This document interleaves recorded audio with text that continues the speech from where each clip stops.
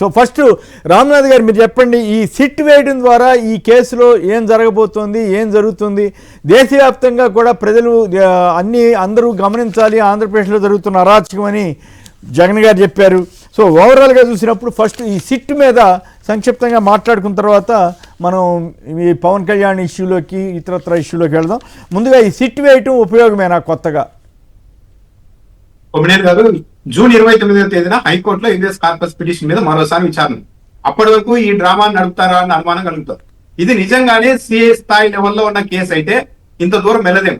నిజంగా సిఐ స్థాయిలో జరిగిన కేసు అయితే ఆల్రెడీ తెలుగుదేశం పార్టీ మీడియా తప్పుకొని ఆయన్ని శిక్షించండి అనేది లైన్ లో ఉండేది. కానీ బాగా గమనిస్తే తెలుగుదేశం పార్టీ మీడియా వెనుకేసుకొచ్చే ప్రయత్నం మొదలుపెట్టి, ఇప్పుడు అమాయకులు ఎవరైనా చట్టం మీద అవగాహన లేకపోవడం, చట్టాన్ని పోలీసుల చేతుల్లోకి తీసుకునే పరిస్థితులు వస్తే ఎలాంటి పరిణామాలు ఉంటాయి అన్నది ఊహించలేని అమాయకులు ఎవరైనా ఉంటే మీడియా అన్నది వాళ్ళని మోటివేట్ చేయాలి. అది కాదు, ఇది చట్టం ప్రకారమే అన్ని నడవాలి, పోలీసులకు అధికారులు ఇస్తే తీవ్ర పరిణామాలు భవిష్యత్తులో ఉంటాయి అని చెప్పాల్సిన తెలుగుదేశం పార్టీ మీడియానే నాగరాజు గారు ఒక హెడ్ కానిస్టేబుల్ ఇంటి దగ్గర ఉంటే అక్కడ భారీగా మహిళలు యూత్ అంతా తరలిపోయి వి స్టాండ్ విత్ నాగరాజు అంటున్నారు అని చెబుతోందంటే దాని అర్థం ఏంటి? నాగరాజును ఒక హీరో మెటీరియల్ లాగా చిత్రీకరించేందుకు తెలుగుదేశం పార్టీ మీడియా రంగంలోనికి దిగింది. ఎందుకు ఇంత రిస్క్ తీసుకుంటోంది? ఈ పని చేస్తే పెద్ద ఎత్తున మీడియా మీద విమర్శలు వస్తాయని తెలిసి కూడా ఈ స్థాయికి వెళ్తున్నారంటే అర్థం ఏంటి? ఈరోజు సాక్షి పత్రికలో రాశారు, ఈ మొత్తం వ్యవహారం వెనుక ఒక ఎంపీకి ఒక పోలీసు ఉన్నతాధికారికి మధ్య డీల్ ఉంది, ఆ వ్యవహారంలోనే ఇంతవరకు వెళ్ళిన పరిస్థితి అని రాశారు. మరి అలా ఒక ఎంపీ ఉండడంతో ఆయన్ని సేవ్ చేయడానికి తెలుగుదేశం పార్టీ మీడియా ఎంటర్ అయ్యి సాయి కృష్ణ అనే వ్యక్తి ఒక నేరస్తుడు, కరడుగట్టిన నేరస్తుడు, పైగా ఏం చెప్తున్నారు? సీసీ కెమెరాలు సొంత డబ్బుతో నాగరాజు ఏర్పాటు చేశారు, అంత మంచి వ్యక్తి అని చెప్తున్నారు. అంటే ఇప్పుడు 100 కోట్లు విరాళాలు ఇచ్చి 100 కోట్ల సేవా కార్యక్రమాలు చేసి ఒక వ్యక్తిని చంపేస్తే సరిపోతుందా?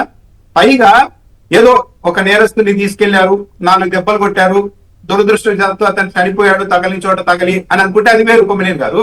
ఇది అలా జరగలేదు. ఒక ప్రైవేట్ హోటల్లో పెట్టి రోజుల తరబడి చిత్రహింసలు పెట్టి 2-3 హాస్పిటల్లకు తీసుకెళ్లి అతని కిడ్నీలు అన్ని దెబ్బతినే వరకు కొట్టి ఆ తర్వాత తీసుకెళ్లి శ్మశానంలో బూడిద చేశారు అన్నది ఆరోపణ. మీరు ఎందుకు ప్రైవేట్ హోటల్లో పెట్టి కొట్టారు చెప్పాలి కదా. ఇప్పుడు ఏంటి, అందరూ అంగీకరిస్తున్నారు అంటే ముసుగులో గుద్దులాట ఎందుకు? మొత్తం ఇప్పుడు నాగరాజు గారు నిజంగా ఆ పని చేసి ఉండకపోతే చెప్పేవారు కదా, బయటకు వచ్చి నాకేం సంబంధం, అసలు నేను అరెస్ట్ చేయలేదని చెప్పేవాళ్ళు కదా. కనీసం ఒక రాధపూర్వకంగా మీడియాకు ఒక ప్రకటన ఇచ్చేవాళ్ళు కదా. మీరు లేనిపోనివన్నీ ప్రచారం చేస్తున్నారు, అది కాదు ఇది జరిగిందని చెప్పాలి కదా. అంటే ఒకవైపు ఏమో నాగరాజు సాయి కృష్ణ తీసుకొచ్చింది, కొట్టింది, చంపేసింది, బూడిద చేసింది నిజమే అని పరోక్షంగా మౌనంతోనే ప్రభుత్వం, పోలీసులు అందరూ అంగీకరిస్తున్నారు. ఇంత ఘోరం జరిగిన తర్వాత కూడా మళ్ళీ నాగరాజు సమాజం కోసం చేశారు, ఆయన మంచి వ్యక్తి అని ఎలా చెప్తారు? అంటే ఇలాంటి ప్రాక్టీస్ ను వదిలిపెడితే రేపు ప్రొద్దున ఎవడో అతి సామాన్యుడు తన పొలం దగ్గర, భూమి దగ్గర, ఇంటి దగ్గర ఏదో ఒకటి దురదృష్టవశాత్తు ఒక పెద్ద రాజకీయ నాయకుడితో గొడవ ఏర్పడుతుంది, బాగా డబ్బులున్న రాజకీయ నాయకుడు అనుకుందాం, అతను ఇలాగే పోలీసులను అందరినీ మేనేజ్ చేసి వాళ్ళు పట్టుకొచ్చి కొట్టేసి చంపేసి బూడిద కూడా లేకుండా చేసేయండి అంటే ఇది ఆగుతుందా? ఇంతటితో ఆగుతుందా? దీంట్లో ఎస్కేప్ అయితే అందరూ. కాబట్టి ఇదంతా ఏంటంటే ఉద్దేశపూర్వకంగా చాలా నీరు కాల్చే ప్రయత్నం. ఇంకో కేసులో అయింటే మరుసటి రోజే తీసుకొని వచ్చి అందరినీ అరెస్ట్ చేసేవారు. ఇప్పటి వరకు ఒక అరెస్ట్ జరగలేదు కొమ్మినేని గారు, అలాని ఉదంతమే జరగలేదు, ఇదంతా కేవలం ఊహించుకుంటున్నారని కూడా ఒక స్టేట్మెంట్ రావడం లేదు. అందరూ అంగీకరిస్తున్నారు జరిగింది అని, కానీ దాని మీద యాక్షన్ ఏంటి అంటే తూతు మంత్రంగా చేస్తూ ఉన్నారు. అంటే ఇప్పుడు సిట్ వల్ల ఏమైనా కేసు ముందుకెళ్తుందా లేదా ఇక్కడే కప్పిపుచ్చే ప్రయత్నానికి కోసమే చేశారా? ఇది ఇందాక మనం చదివినట్లుగా వార్తా హెడ్డింగ్. ఇప్పుడు కొమ్మినేని గారు, సిట్ ఎవరు? రాష్ట్ర పోలీసులే కదా. ఇదే ఇంకో రాష్ట్ర పోలీసులో లేకుంటే సిబిఐ అయితే ఏదో తేలుతుంది అనడానికి. రాష్ట్ర పోలీసుల మీద దర్యాప్తు ఆదేశించుకున్న తర్వాత పైగా డిప్యూటీ సీఎం లాంటి హోదాలో ఉన్న వ్యక్తులే ఒక క్రిమినల్ చనిపోతే నన్ను పరామర్శించమంటారా, నన్ను స్పందించమంటారా అంటున్నప్పుడు ఇలా పబ్లిక్ గా మీడియా అంతా నాగరాజు ఇంటి ముందు మహిళలు వచ్చారు, యూత్ వచ్చారు, ఆయనకు మద్దతు కానీ ఇలా ఒక హీరో వర్షిప్ ను తీసుకొస్తూ ఉన్నప్పుడు ఈ కేసులో ఎలా న్యాయం జరుగుతుంది రాష్ట్ర పోలీసుల పరిధిలో అనేది పెద్ద పజిల్. పైగా కుటుంబ సభ్యులు చంద్రబాబు నాయుడు గారిని కలిసిన తర్వాత మాకు న్యాయం జరిగింది అన్నారు సాయి కృష్ణ తల్లి గారు.